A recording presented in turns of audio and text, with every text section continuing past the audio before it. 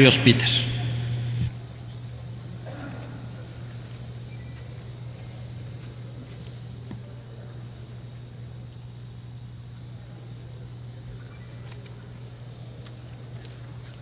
Con su permiso, señor presidente, compañeras y compañeros, he seguido el debate que han dado varios senadores y senadoras y sinceramente me parece que es un debate que está a muy poco altura de lo que una discusión como la de seguridad interior requiere.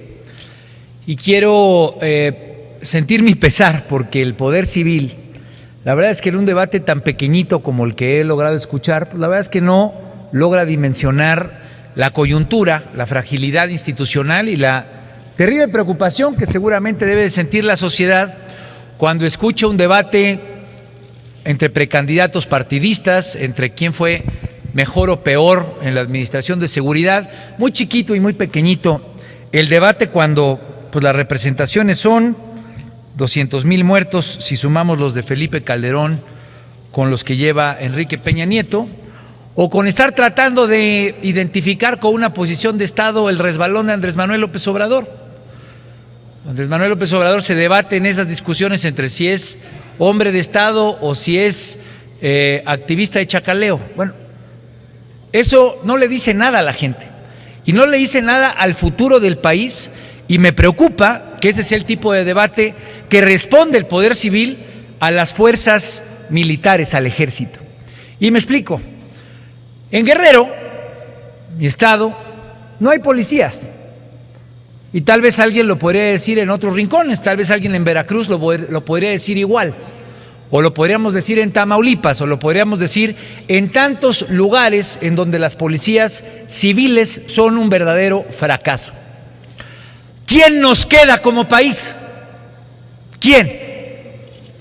El ejército, las Fuerzas Armadas. Es el ejército al que le hemos pedido que esté ahí presente. Es el ejército, y hablo porque he hablado con los guerrerenses, quien les da la mínima sensación de que su fragilidad y su vulnerabilidad tiene por lo menos a alguien del Estado ahí presente. ¿Esto es falso? No. Pregúntenselo a cualquiera en su estado, ahí donde están los militares hoy. ¿Esto significa que por esa presencia no haya violaciones a los derechos humanos?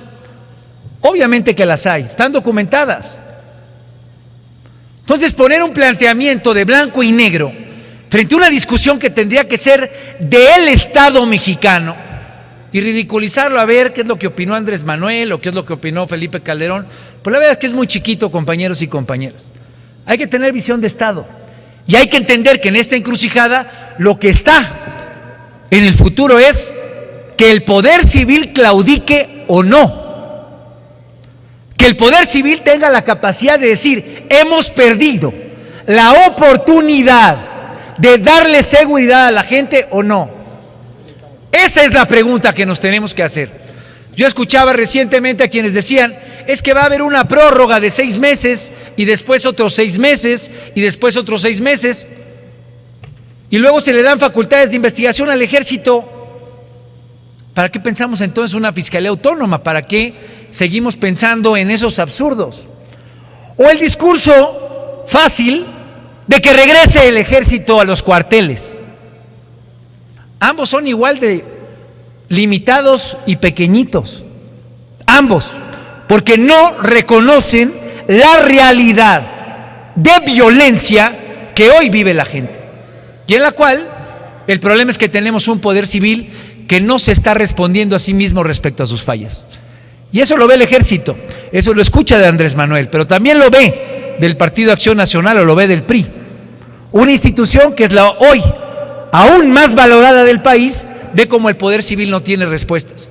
Respuestas constructivas, respuestas que nos permitan decir una ley que le dé un marco regulatorio al ejército es fundamental, es indispensable.